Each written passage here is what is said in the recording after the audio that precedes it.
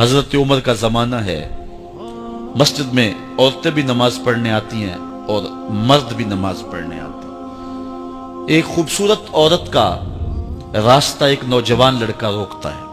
ایک دن اس نے دیکھا، ایک دن رک کے کہا تجھے مسئلہ کیا ہے؟ اس نے کہا کہ میں تیرا چاہنے والا ہوں۔ اس نے کہا کہ میری چاہت ڈیمانڈ جو کروں گی پوری کر دو گے؟ اس نے کہا آسمان سے تارے بھی توڑ لاؤں۔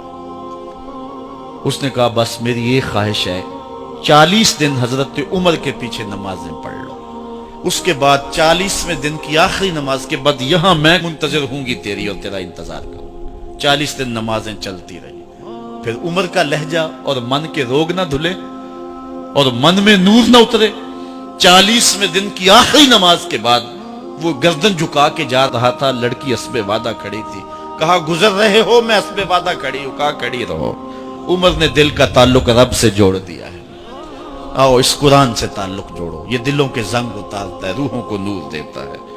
اسلام کا جو بنیادی اخلاق ہے وہ حیا ہے، یہ بات ذہن میں رکھیں۔ ہر دین کی ایک پہچان ہے، حضور نے فرمایا اسلام کی بنیادی پہچان کیا ہے؟ حیا ہے۔ جب ہم نے اسلام کے دامن کو چھوڑ دیا ہے، یہ رسم حنا کے نام سے بدتمیزی یہ کس معاشرے سے ہم نے لی ہے؟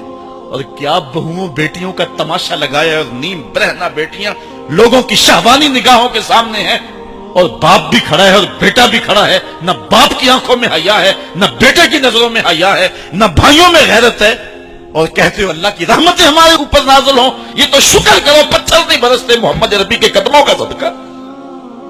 اگر ان کی رحمت نہ ہو درمیان میں ابھی آگ لگ جائے دونوں جہاں میں۔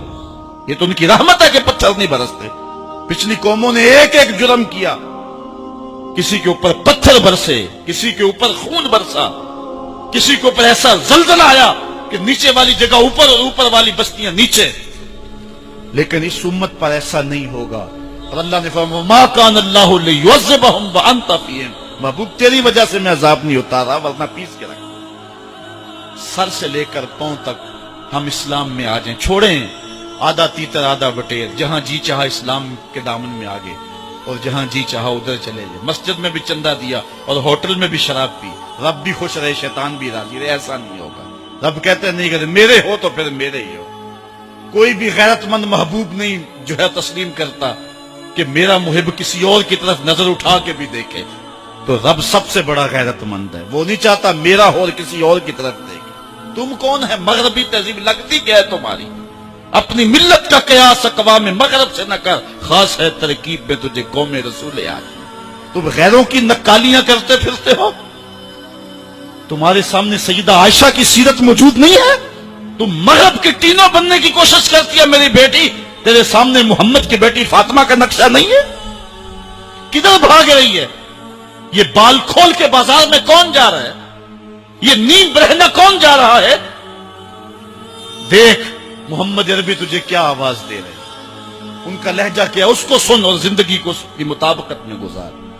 اصل ہمارے دل زنگ آلود ہو گئے، اس دنیا کے اس ماحول نے ہمیں اس طرح کر دیا ہے کہ آج ہمیں سمجھ نہیں آ رہی کہ ہم کدھر جائیں۔ اور ایک اور حدیث میں حضور نے دلوں کا اور من کا میل اتارنے کے 2 نسخے بیان کیے۔ ایک کثرت کے ساتھ موت کو یاد کرنا، کثرت کے ساتھ موت کا تذکرہ، اور دوسرا کثرت کے ساتھ جو ہے وہ تلاوت کلام مجید۔ اصل 10-15 سالوں سے ہمارے ساتھ جو کچھ ہوا ہے، آج اگر کوئی تذکرہ موت کرے، کوئی آخرت کی یاد دلائے، کوئی عمل کی بات کرے، وہ کہتے ہیں یہ تو ویسے خوش کیسے، کیا پتا قبر کا مذاق اڑا رہا ہے۔ اللہ اکبر، قبر دا خوف دے دے کے لوکی مینوں ڈرا دے۔ میں کہتا ہوں لوگ ہے کون ڈرانے والے؟ منکر نکیر کا پتہ آمنہ کے لال نے دیا ہے۔ فَلْيَضْحَكُوا قَلِيلًا وَلْيَبْكُوا كَثِيرًا، تمہارا رب کہتا ہے تھوڑے ہنسا کرو زیادہ رویا کرو۔ رونا دل کا میل اتارتا ہے، باطن کے اجاڑ پن کو دور کرتا ہے، من میں خشیت الہی کے پھول کھلاتا ہے۔ اور حدیث میں آتا ہے وہ آنکھ خوف خدا کی وجہ سے روئی اور ایک بال کی جڑ بھی بھیگ گئی، کل قیامت کے دن وہ بال جہنم میں نہیں جانے دے گا۔ عرض کرے گا مالک یا اسے جنت دے دے یا مجھے نکال لے، تو رب بال تو نہیں نکالے گا، اللہ تعالیٰ اس شخص کو جنت عطا فرمائے۔ لا خیر فی عین لا تبکی من خشیت اللہ، امام ابو نعیم نے لکھا حلیہ میں، اس آنکھ میں بھلائی کوئی نہیں ہے جو خوف خدا میں روتی نہیں۔ رونے کا مزاج بناؤ، طبیعت کے اندر نرمی پیدا کرو۔ اگر طبیعت سخت ہے، بعض لوگ تباً سخت ہوتے ہیں، تو روزانہ شام کے وقت قبرستان میں جا کر کے کچھ وقت گزار کے آیا کرو۔ اپنی طبع میں نرمی پیدا کرو، طبیعت میں سادگی پیدا کرو، اپنے زندگی کے معاملات کو زیادہ نہ پھیلاؤ کہ جو حساب دینا مشکل ہو جائے۔ مجھے اپنے والد گرامی کی ایک بات یاد آئی، آپ فرمایا کرتے تھے جس شخص سے پیار ہو جائے نا، اس کی آخرت کے لیے سوچا کرو کہ اس کی آخرت ٹھیک ہو جائے، اس کے لیے محنت کرو، کوشش کرو، جو تم کر سکتے ہو کہ اس کی آخرت ٹھیک ہو جائے۔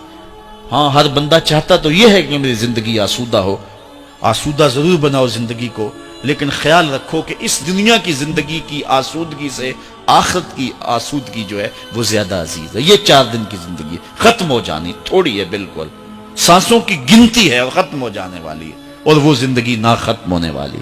اس لیے خندق کھودتے صحابہ پر جب حضور کو پیار آیا تو دعا کیا دی، اے اللہ میرے انصار کو بھی بخش دے، میرے مہاجروں کو بھی بخش دے، چونکہ زندگی تو آخرت کی زندگی ہے۔ ان کی آخرت کی زندگی کے لیے خاص طور پہ دعا مانگی۔ اس لیے اپنی آخرت کی زندگی کے بارے ترجیحاً ہم سوچیں اور اپنی زندگی کو بہتری کی طرف لے جائیں۔ 5 گانا نماز شعار زندگی بنا لیں۔ زندگی جاتی ہے تو جائے، لیکن نماز نہ جانے